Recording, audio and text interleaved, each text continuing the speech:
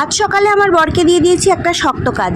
তো আজকে ওর ছুটি আছে বাড়িতে, তো ওকে বললাম যে বক্সের ভিতরে যে ছোট ছোট কাঁথাগুলো আছে আর বাবুর যে জামা কাপড়গুলো আছে সেগুলো একটু বের করে দাও, কারণ সেগুলো পরিষ্কার করে রেখে দিতে হবে, কারণ কখন বৃষ্টি নেমে যাবে তখন আর কাঁচা টাচা হবে না। ওই জন্য ওকে বললাম বের করে দিতে, কারণ এখন আষাঢ় মাস পড়ে গিয়েছে। তো এখানে খাটের তোষকটা বের করে রেখেছে, আর এই ছোটো ঘরের তো খাটটা পরিষ্কার করা হয়ে গিয়েছে। আর এই একা বক্স সিস্টেমের খাট তোলা আর এখানে তোষকটাকে বের করা খুবই মুশকিলেরই কাজ। তো বাচ্চা জিনিসপত্র সব বের হয়ে গিয়েছে। এই যে পরিষ্কার করে বিছানা চাদর পাতা হয়ে গিয়েছে, এই ঘরটাও পরিষ্কার করা হয়ে গিয়েছে। তো এবার আমরা টিফিনে খেতে বসবো। তো এই যে আমার বর নিচে খেতে বসেছে, আর এই ঘরটাও তোমাদেরকে দেখিয়ে দিই যে এই ঘরটাও কত সুন্দর ঝাড়া হয়ে গিয়েছে। বালিশ কভারগুলো আজকে কাচতে দেওয়া হলো। আর এখানে আমার হাজব্যান্ড খাবার খাচ্ছে, এখানে আমিও খাবো।